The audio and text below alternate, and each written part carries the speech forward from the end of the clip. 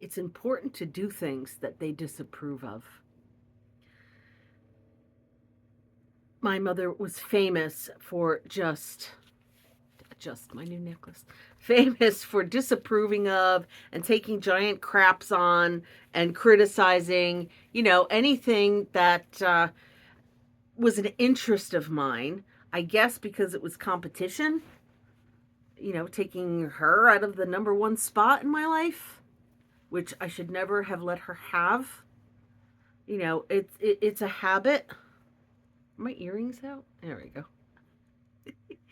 It's a habit that we form when we're super, super young and we're completely dependent on them. And of course, our caregiver, the person who's in charge of, feeding us and taking care of us and creating a self-image and self-esteem, will be the person that's number one in our lives. Until we start hitting five years old, we start to differentiate. We realize, we're our own person. We have, opinions that might differ from theirs. And,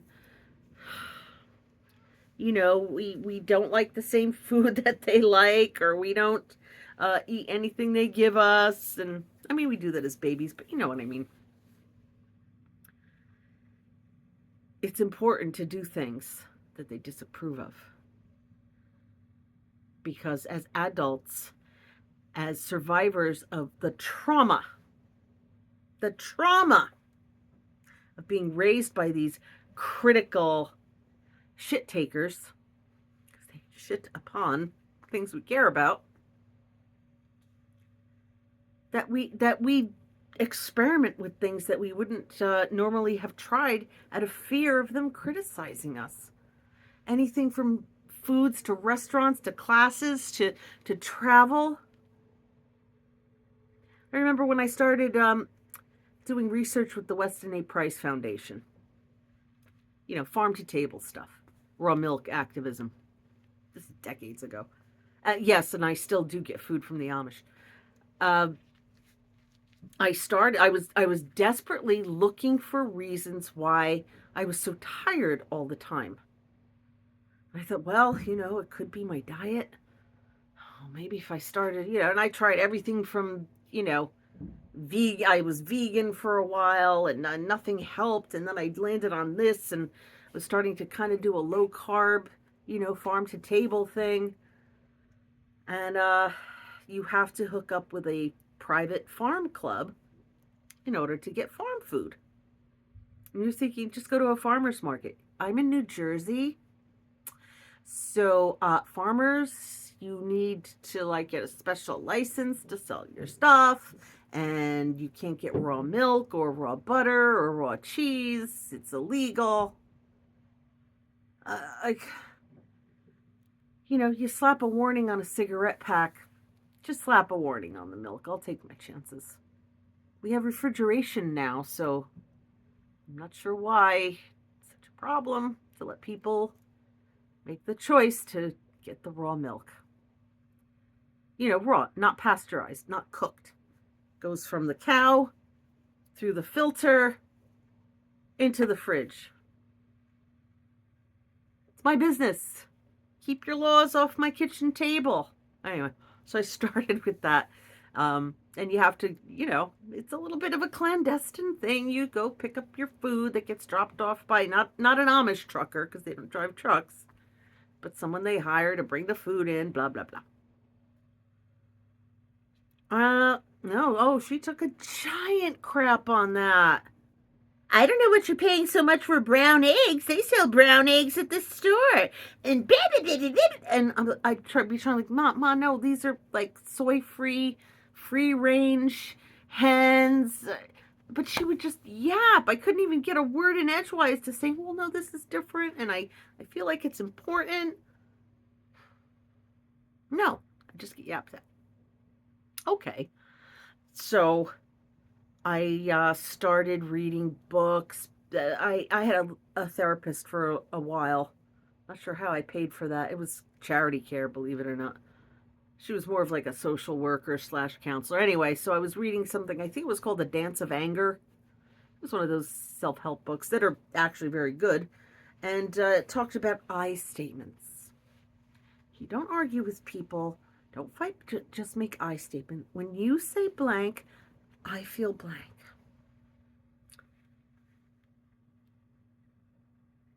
But when you're dealing with that personality type, I never said that. No, you just said it. You just said that you thought it was. I didn't say you were stupid. I said it was a stupid thing to do. There's a difference. Well, it makes me feel bad, too, that you said I did something stupid. Well, I just can't say anything to you, then.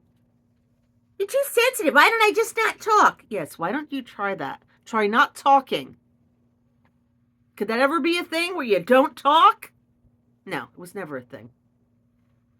Even the silent treatment. If she was ever even good at the silent treatment so I could get some relief.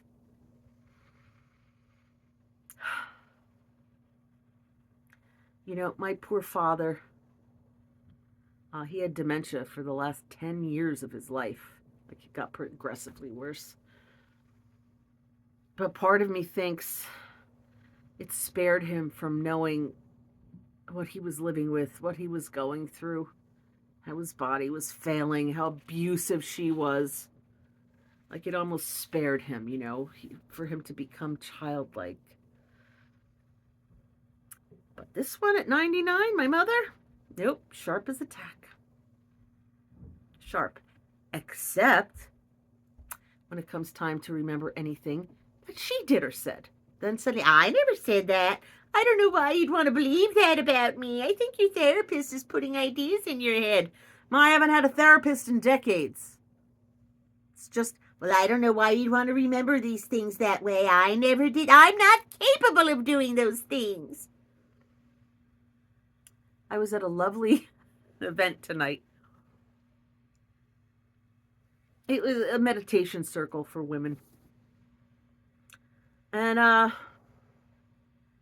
you know, with sharing and light yoga and a little bit of ecstatic dance. And it was just lovely.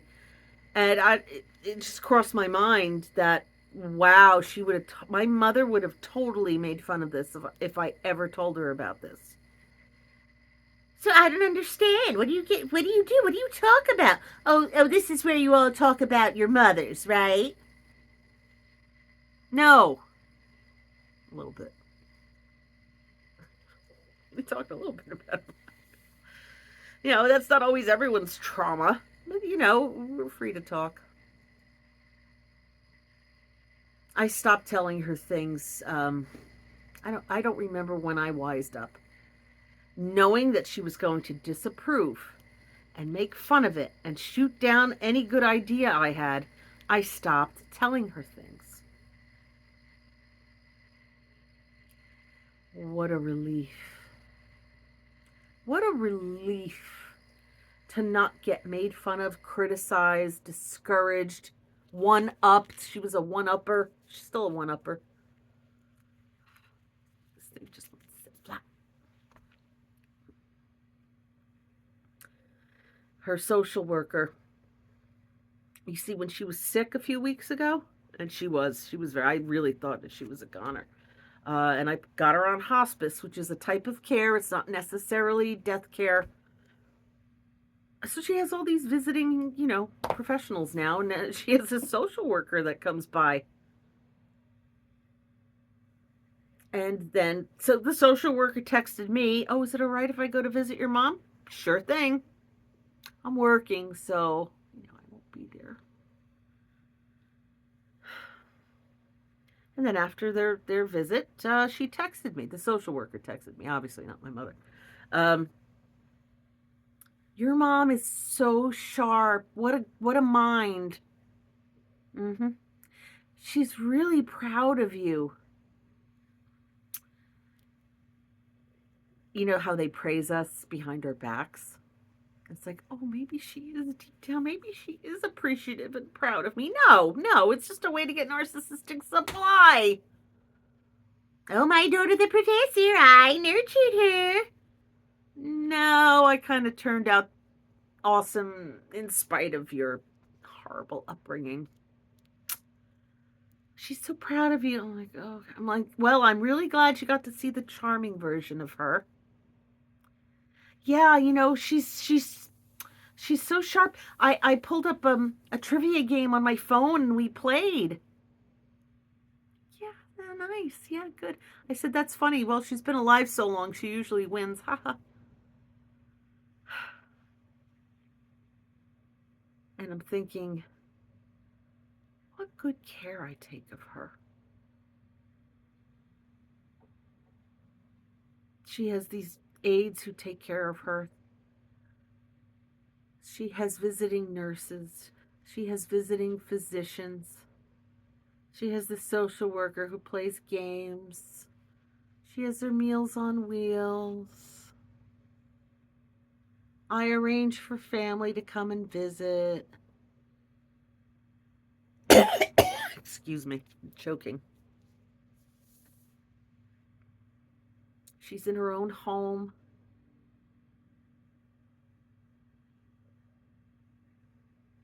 I do this for her. And when sometimes I talk to other daughters of difficult mothers, that's the name of this channel, right? Daughters of difficult mothers. They wouldn't let me use the word narcissist. Why am I rolling my eyes so much tonight?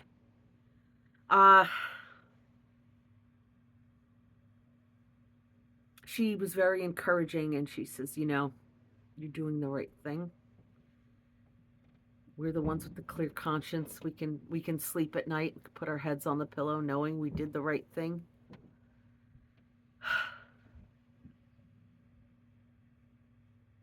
It makes us better caretakers for others in our position.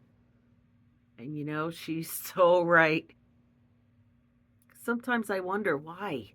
Why, God? Why? Like, haven't I learned the lessons yet?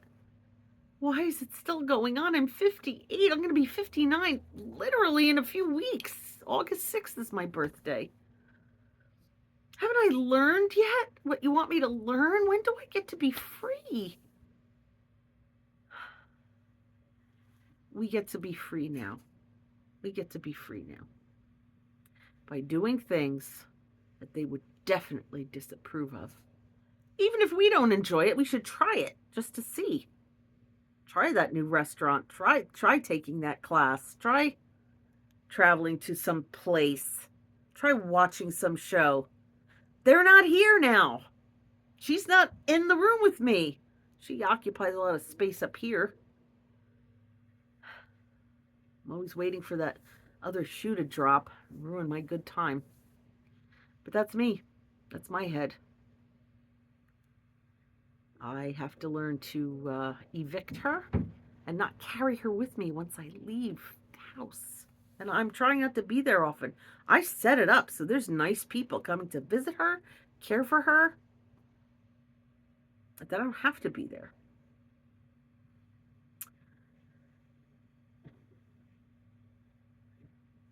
I do have a clear conscience. I take care of my mother. Sometimes I feel very guilty that I can't spend time with her. You have no idea what it's like when somebody's speaking cuts through you and causes you physical pain. Unless you're a misophonic like I am. Like right now, my upstairs neighbor, she's a monster. Won't put rugs down. You're supposed to carpet 3/4 of your apartment. Carpet. And she also has this humming. Is it a fan? Is it a fan heater combo? She never shuts it off. And it hums and hums.